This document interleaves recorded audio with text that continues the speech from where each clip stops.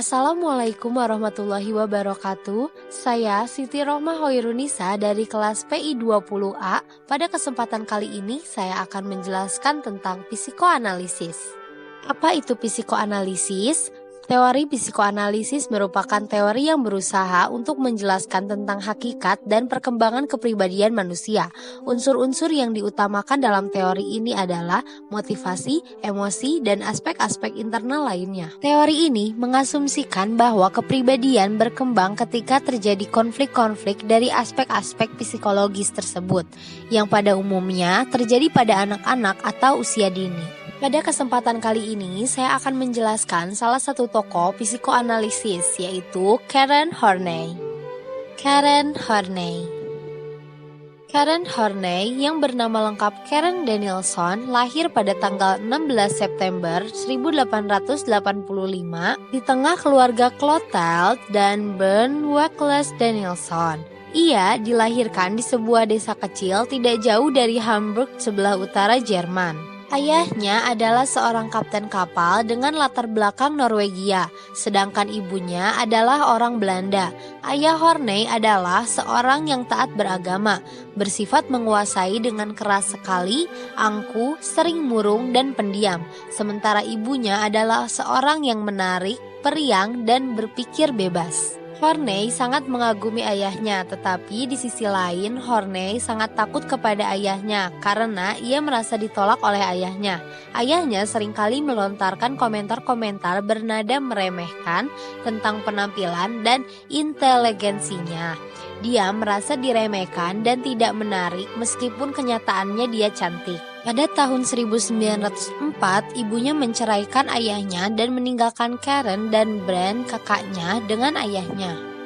Pada tahun 1906, pada usianya 21 tahun, Karen Horney memasuki sekolah kedokteran di Freiburg, Jerman. Pada usia 24 tahun, pada tahun 1909, Horney menikah dengan Oscar, seorang pengacara dari Berlin. Tahun 1910, ia melahirkan anak perempuan pertama dari 3 orang anak perempuannya. Lalu, pada tahun 1911, ibunya meninggal. Rangkaian peristiwa ini sangat berat dirasakan oleh Horney. Inilah yang kemudian mengantarkannya menjadi seorang psikoanalisis. Horney menyelesaikan kuliah kedokteran pada tahun 1913. Sejak tahun 1914 sampai 1918, dia menerima pelatihan psikoanalitik di Institut Psikoanalitik Berlin. Pada tahun 1926, Horney dan suaminya berpisah. 6 tahun kemudian, dia pindah ke Amerika. Pertama-tama, ia bekerja menjadi wakil direktur di Institut Psikoanalisis Chicago dan akhirnya menetap di New York. Selama beberapa tahun, dia mengembangkan sebagian besar teorinya. Dia juga membuka praktik mengajar dan menulis di New York. Teori psikoanalisis sosial menurut Horney dibentuk berdasarkan asumsi bahwa kondisi sosial dan kultural, terutama pengalaman masa kanak-kanak, sangat besar pengaruhnya dalam membentuk kepribadian seseorang. Orang-orang yang tidak mendapatkan kebutuhan akan cinta dan kasih sayang yang cukup selama masa kanak-kanak akan mengembangkan rasa permusuhan dasar terhadap orang tua mereka, dan sebagai akibatnya mengalami kecemasan dasar. Permusuhan dasar dan kecemasan dasar yaitu apabila orang tua tidak dapat memenuhi kebutuhan anaknya akan keamanan dan kepuasan, maka sang anak akan mengembangkan perasaan permusuhan dasar terhadap orang tuanya. Rasa permusuhan yang ditekan kemudian mengarahkan kepada perasaan tidak aman yang kuat dan kecemasan yang samar-samar.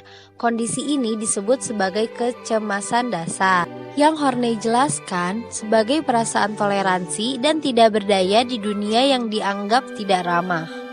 Maka dari itu, Horney meyakini bahwa permusuhan dasar dan kecemasan dasar saling terkait satu sama lain.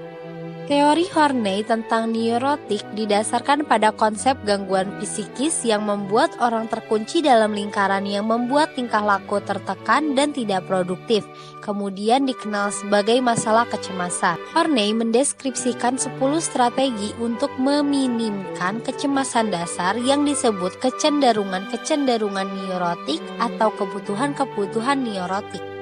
Yang pertama, kebutuhan neurotik akan kasih sayang dan penerimaan diri. Dalam pencarian kasih sayang dan penerimaan diri, orang-orang neurotik berusaha dengan cara apapun untuk menyenangkan orang lain. Mereka berusaha memenuhi harapan orang lain, cenderung takut mengatakan dirinya benar, serta cenderung kurang nyaman dengan permusuhan atau pertengkaran orang lain dan rasa permusuhan dalam dirinya. Kedua, kebutuhan neurotik akan rekan yang kuat. Kurangnya rasa percaya diri membuat orang-orang neurotik berusaha mendekatkan diri mereka dengan pasangan yang lebih kuat atau berpengaruh. Termasuk dalam kebutuhan ini adalah penilaian yang terlalu tinggi terhadap cinta dan ketakutan jika sendirian atau ditinggalkan. Ketiga, kebutuhan neurotik untuk membatasi hidupnya dalam lingkup yang sempit. Orang-orang neurotik seringkali berusaha untuk tidak menonjol, berada di tempat kedua, dan merasa puas dengan stimulus yang sangat sedikit.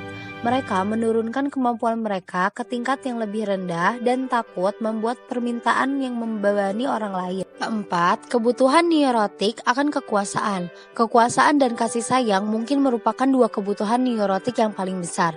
Kebutuhan akan kekuasaan biasanya dibarengi dengan adanya kebutuhan akan penghargaan sosial dan kepemilikan yang menjelma dalam bentuk kebutuhan untuk mengatur orang lain dan menghindari perasaan lemah atau tidak pintar. Kelima, kebutuhan neurotik untuk memanfaatkan orang lain. Orang-orang neurotik sering menilai orang lain berdasarkan bagaimana orang-orang tersebut bisa digunakan atau dimanfaatkan untuk kepentingan mereka. Tetapi pada saat yang sama, mereka takut dimanfaatkan oleh orang lain. Yang keenam, kebutuhan neurotik akan penghargaan sosial atau gengsi. Beberapa orang melawan kecemasan dasar dengan berusaha menjadi orang pertama, orang yang paling penting, atau menarik perhatian orang lain agar tertuju pada dirinya. 7. Kebutuhan neurotik akan kekaguman pribadi. Orang-orang neurotik mempunyai kebutuhan untuk dikagumi atas diri mereka daripada atas apa yang mereka miliki.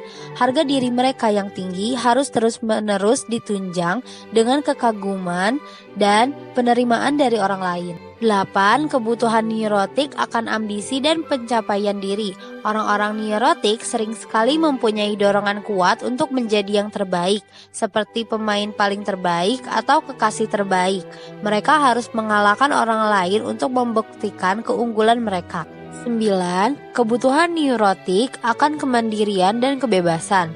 Banyak orang-orang neurotik yang mempunyai kebutuhan yang kuat untuk menjauh dari orang lain, yang membuktikan mereka bisa bertahan hidup tanpa orang lain. Yang ke-10, kebutuhan neurotik akan kesempurnaan dan ketidakmungkinan untuk salah. Dengan berusaha semaksimal mungkin untuk sempurna, orang-orang neurotik mendapat bukti atas harga diri dan keunggulan pribadi mereka. Mereka takut membuat kesalahan dan mempunyai kelemahan pribadi, sehingga mereka selalu berusaha untuk menyembunyikan kelemahan mereka dari orang lain. Karyanya yaitu buku yang ia tulis sendiri.